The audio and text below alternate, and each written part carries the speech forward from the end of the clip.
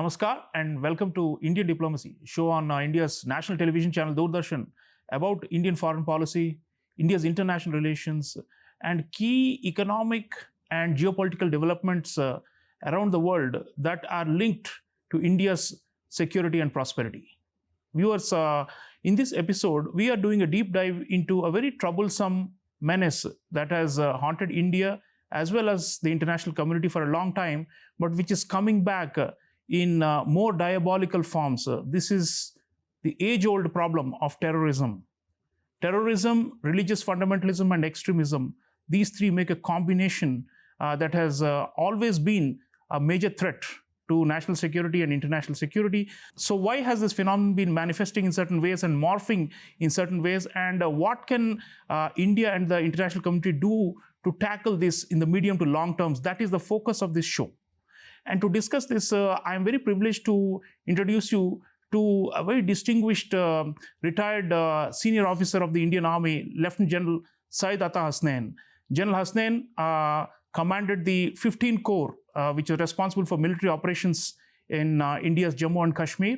And he is a scholar as well and has written extensively on geopolitical and strategic matters, and is widely regarded as one of India's foremost thinkers on international issues. General Hasnain, welcome to Indian Diplomacy.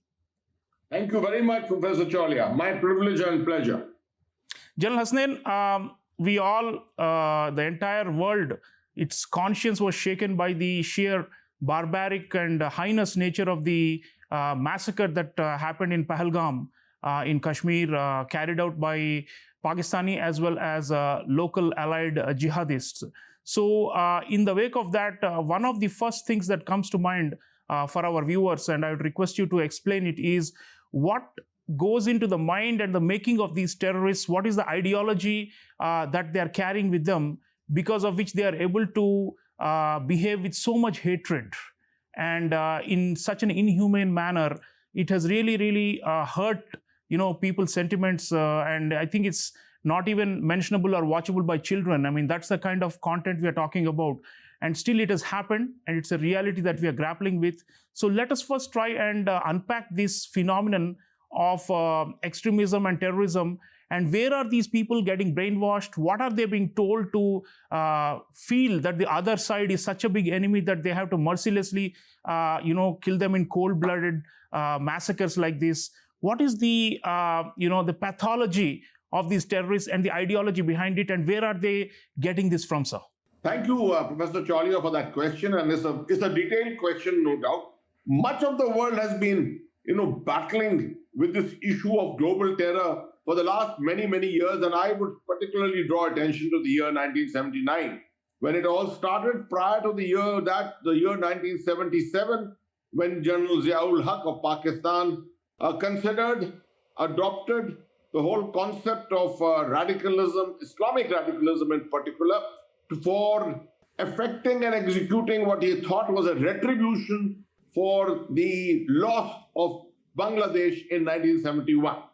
Of course, this has been one of the main points to start with, but then as we have gone along, things have added on to it. And the last we can really quote were actions of a depraved kind, where they have actually used cruelty of a hideous nature to try and send out a strategic message, was in 2014 up to the year 2018, when the ISIS was battling in West Asia. So between this, many things have happened. Pakistan has been the core center of this ideology. As you're aware, it all started from the western borders of Pakistan, Afghanistan, where 3 million refugees had come out of the Soviet invasion of Afghanistan, and where an effort was made to bring in jihadi warriors, fight the war in a proxy manner in Afghanistan. And that's where this whole concept of radicalism, extremism really developed. Islamic, it's not good to put labels of any faith on it, but the Islamic radicals in particular, and Islam as a faith in particular, has been unfortunately at the core center of all this. In our own vicinity, we can say we have had beheadings on the line of control. We have had these kind of actions taking place all along, but nothing against the civilians in such a depraved manner. Even 26/11, we found killings happen, but nothing in a manner of mutilation and things like that. Obviously, the intent is to send home a psychological message, a message of fear, abhorrence, so that people, there is a psychological effect on the people. And this is what the various Pakistani proxies in Jammu and Kashmir seem to have adopted of late, particularly in the targeting of the population. Now, where do they come from and how are they trained? In this particular case, we are quite certain that these are some of the regulars of the Pakistan army itself and selected, chosen elements of the Punjab, the West Punjab-based terrorist groups that Pakistan has been nurturing for very, very long. And they're the ones who have adopted these kind of tactics and been studying all this with what is happening in West Asia. Copycat terrorism is something which we will discuss as we go along. Yes. But copycat terrorism is a terminology which many people may not have heard. But global terrorists are somehow interlinked, networked on ideas and thoughts and ideology. And that's how you find the spread of this kind of behavior, which we have just seen in the Pahalgam incident. Absolutely. General, talking of this copycat terrorism, it has been observed that the modus operandi of the Pahalgam attack resembled what we saw on October 7, 2023, when Hamas overran Israeli border positions and literally invaded the country and killed 1,200 plus people. And I also recall, Al-Shabaab in Africa, in Somalia, using similar tactics in the Westgate Mall attack in Kenya in 2013. So in all these cases, they all have the similar hallmarks. So you are saying that they're also learning from each other and there is a transnational dimension. And it has been observed also that Hamas leaders are making a presence in Pakistan-occupied Kashmir alongside Lashkar-e-Taiba, Jaish-e-Mohammed, and all the local religious groups in Pakistan. So is this really a case where there is cross-learning happening? And if so, how can we check this? Because obviously they have communications and they're also mingling among each other with the backing of the Pakistani state. And it looks like there is a big transnational alliance of radicals that we have to deal with here.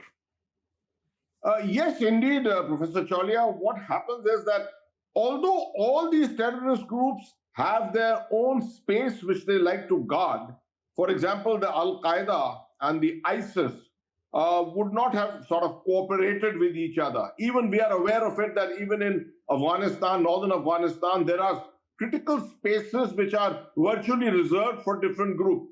But having said that, there is an element of cooperation in terms of ideological thinking, networking, perhaps intelligence, I would say negative intelligence of an extreme kind being shared between them. It is obvious, we are aware that some Hamas operatives had recently visited Pakistan.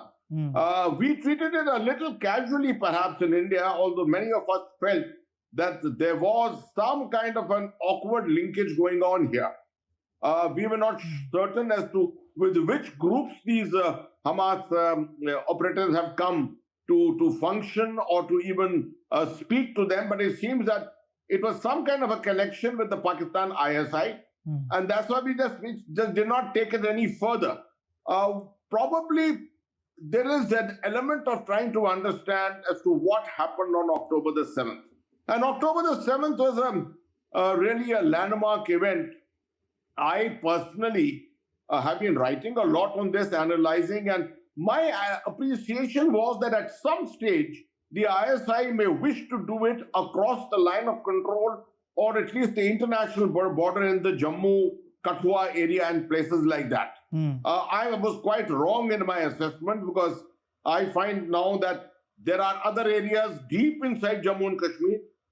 It can happen in any other part of the border belt where infiltrated terrorists can come and carry out heinous acts of this kind. Killing 30 or 29 tourists, absolutely innocent tourists of this kind, against the run of play in Jammu and Kashmir is, to my mind, strategically a very strong landmark in our narrative of normalcy in Jammu and Kashmir. And that is exactly what they wanted to achieve. Right. So there are psychological and political goals always, and that is why we call it terrorism. Now, General, let's go to the fountainhead of this problem, which is the state sponsorship.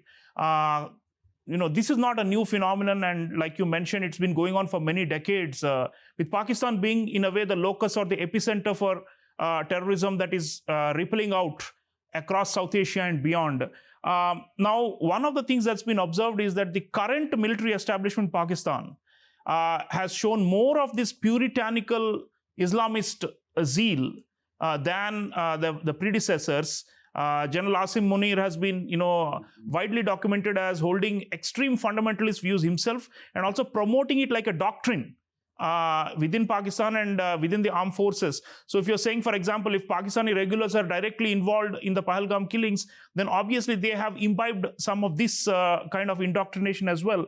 So my question is this like another second round of 1980s redux, where like General Zia-ul-Haq had also created this kind of a extreme fervor in Pakistan using the instruments of the state and of the military establishment?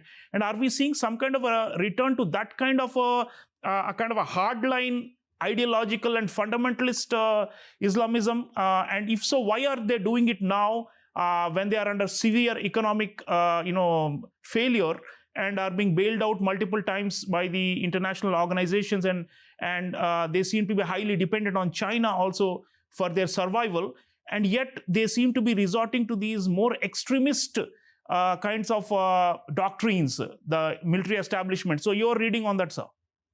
A very good set of questions, no doubt.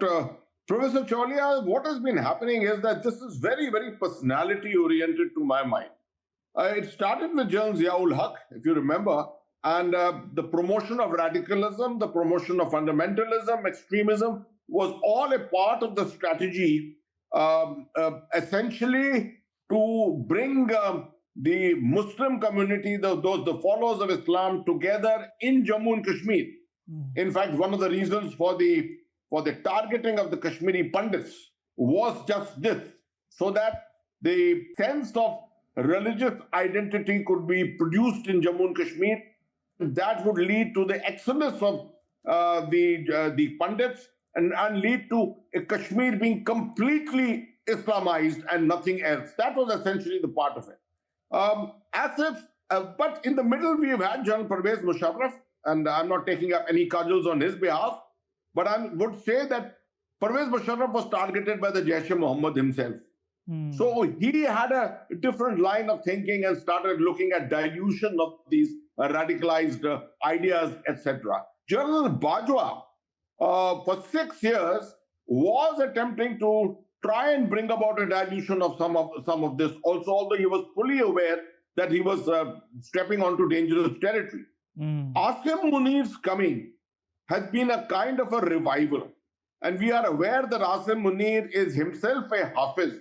And you can make out from the body language of that speech, that infamous speech which he has given to the Pakistani diaspora. Yeah. From that itself, you can make out the passion with which he has spoken about faith.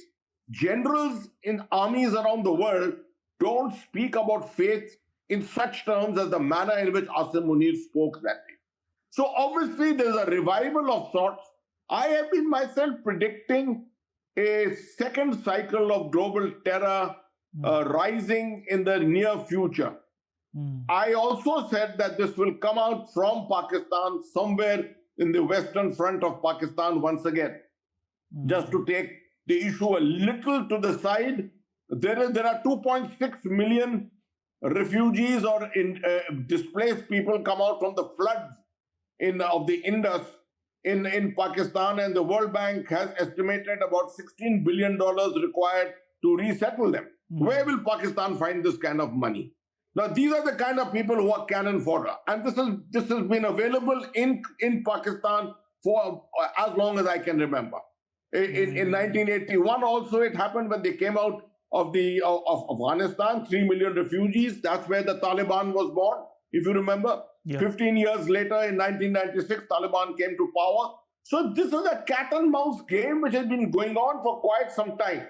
And therefore, a revival of radicalism, which I personally feel because of what's happening in Gaza, what's happening with Hamas at the moment, Hezbollah down and out at the moment. But all this is not going to stop. They will make attempts to revive all this. And Pakistan perhaps continues to remain at the core center of this entire revival.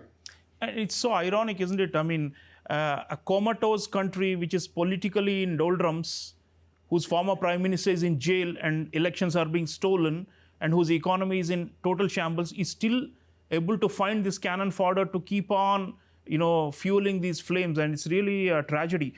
General, moving to the east, there is another flank that seems to be opening up in the Bay of Bengal region, and which is also linked to what is happening in Pakistan, this revival that we are talking about of radicalism. This is the so-called Pakistanization of Bangladesh. Now, since the fall of the former regime of Prime Minister Sheikh Hasina, we are seeing increasing tendencies to imitate, to learn from, to ally with, and even to import these Pakistani jihadi doctrines and notions of hatred and religious extremism and fundamentalism into Bangladesh. We are seeing lots of major attacks also happening on minorities there. So the real fear is that we may have a second front. I mean, normally you in the armed forces, when you talk of two-front war, we talk about China and Pakistan, but I'm talking of a different type of two-front war where you have these jihadist groups backed by state elements, both on the western side of Pakistan and also on the eastern side with Bangladesh. We've had groups from Bangladesh in the past, like Harkatul Jihad Islami, Ansarullah Bangla, and so on, right? And who have taken aim at moderate groups and also at India. So I would like to know if you think that is now, is there like some kind of a new wave of terror as part of this new second wave that you're talking about, which we need to also preempt and try to check on our eastern side? Professor Chaulia, I tend to call this a 2.5 front and even sometimes a 3 front kind of threat. If you remember, General Bipin Rawat used to speak very often of a 2.5 front in which you had Pakistan on one side, China in the northern front, and an indeterminate number of terrorist groups operating within India who were acting as proxies of most of these forces. But this opening up of the third front on our eastern flank is actually very worrisome. And I am one person who has been visiting Bangladesh, speaking to people there, and it took me by a little surprise first, but when I delved deeper into it, my surmise was that Pakistan actually never left the shores of Bangladesh. They remained there embedded from 1972 onwards in some form or the other. They knew that they had their interest here. The vulnerability of India's northeast was very evident to them. The slimness of the Siliguri corridor was also very evident to them. And they knew that keeping a number of sleeper agents in Dhaka and in and around the main cities of Bangladesh would perhaps fetch them dividends one fine day. Pakistan has played a long strategy on this. They've invested in it, just like they've invested in Jammu and Kashmir, and are feeling the pinch at the moment of that long-term investment of theirs getting compromised at the moment. So this is similarly happening in Bangladesh. What they have been assisted by is the fact that the streets of Dhaka and other major urban centers are hugely radicalized by the Jamaat-e-Islami in particular. One party which is there, the Jamaat-e-Islami, which has been all along one of the major elements.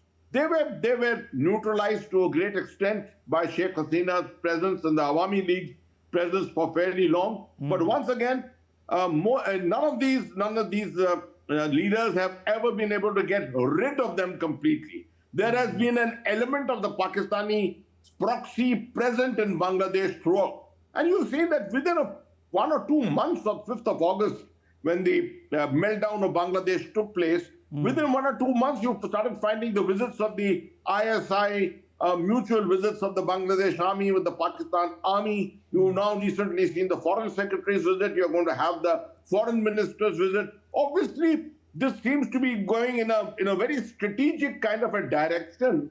And the intent is very clear from Pakistan's side. It's not a question of fighting a war. Pakistan's idea is not about war fighting. It's always about proxies. Through proxies, using bases to destabilize all our 7 states in the northeast. And we can understand what that threat really means, fully appreciating how the slimness of the Siliguri corridor is. And that is what is worrisome for all of us. But we have to find measures for that to ensure that our focus, while remaining on the West, and this is one of the things probably going on, where an action in Jammu and Kashmir brings back our attention all the way to the West again, takes it away from the East. We will need to continue to remain balanced in our approach, both with the East and the West. Absolutely. You know, India has received overwhelming international support, and India is going to respond decisively, economic, kinetic. There's so many means by which we're going to, put the ball back in the Pakistani court after Pahalgam. There's no doubt about that. What I would like you to tell our audiences is, how do we deal with this radicalism? I mean, neither economic nor kinetic means can remove the devil out of your brain, right? I mean, that is what is happening. So if millions of young people are cannon fodder, as you said, and are being continuously fed into this furnace of so-called holy war. So what is the recourse for us to try and weaken this in the ideological and the information domain? How should we influence the minds of young people, especially in the subcontinent, who are vulnerable to being exploited like this by these military establishments? Yours is the most significant question, and not too many people are asking this question, unfortunately. Because everyone is looking at the kinetic means, and yes, kinetic means can achieve something temporarily. But what you are alluding to is something more permanent. Because this is the bedrock on which this whole issue of global terror actually is formed. Having said that, therefore, let's just take an example of what the FATF did. When the FATF, got itself going, as put Pakistan on the grey list and started threatening them to put them on the blacklist, things started changing in Pakistan. There were many, many issues on which the FATF had pressurized Pakistan. It was not so much on the ideological aspects as much on the financial aspects, the terror networks in particular. But similarly, the world can find a similar means of putting pressure on those nations which are particularly the culprits of all this which is happening around at the moment. We will have to probably evoke some kind of a way by which the international community gets much more interested in this, much more focused on this. The second thing is, what I would say our Honorable Prime Minister has been attempting to do is to build not bridges, but a great relationship with West Asia. After all, much of this is happening with the linkages of the past with countries like Saudi Arabia, etc., which have moved on. We know that Saudi Arabia is a completely different kettle of fish today. Prince Mohammed bin Salman is promoting a very, very diluted and pragmatic form of Islam, Sunni Islam even today. Pakistan, unfortunately, doesn't follow the best practices of Saudi Arabia. So we need to, again, network with these countries with whom we have excellent relationships. The UAE, Qatar, Saudi Arabia, they must be able to put pressure back on Pakistan. And I think to some extent it's already happening in the sense that most of them have put a ban on visas for work visas for many Pakistanis, because no one wants Pakistanis in their workforces anywhere in the Middle East. This will start pinching Pakistan in the very near future. So there are measures of this kind which have to be Pakistan focused, and dare I say in the next few months and years it will have to get Bangladesh focused, depending on the direction which Bangladesh ultimately takes. Right. General, last word on you have dealt with terrorism and radicalism for decades in your career. Do you feel ever optimistic that we can, overcome this menace once and for all? Or do you think the analogy, for example, the Israelis give the analogy of mowing of the grass, that you mow it and then it again grows again. It looks like there is a kind of like a sickening, repetitive nature to this problem. Every few years there's a crisis and some big attack or the other. Do you feel like we can bury this once and for all? And when is that good day coming, sir? Professor Chaulia, your questions have been really outstanding, and I may say that you have spurred me on to explain something which I felt very strongly about. One of the best examples of counter-radicalization exists in Singapore. Now, that's a very small country. You can't compare a population of 9 million against 1.4 billion people. But yet it gives you a model. Singapore felt that after 9/11, the next strike could be London, Dubai, Hong Kong, or Singapore, one of the major financial centers of the world.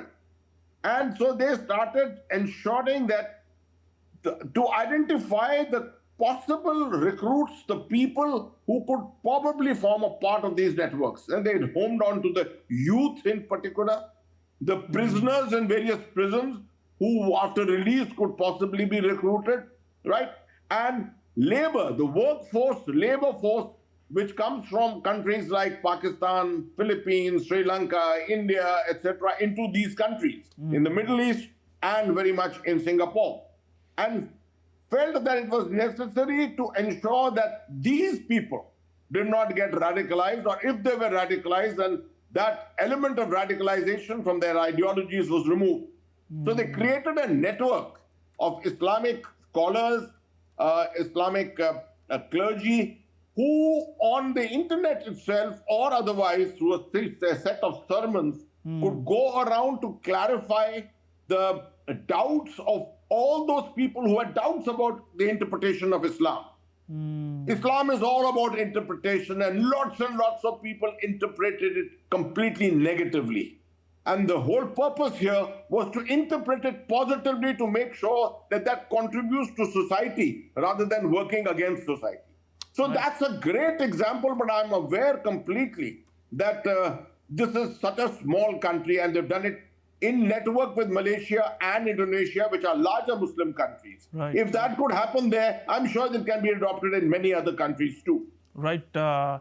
Viewers, much to learn from Lieutenant General Syed Ata Hasnain always, and he's giving very interesting examples from around the world where through concerted action, through willful strategy, and through long-term thinking, countries have been able to either preempt or to counter this menace of religious extremism and terrorism.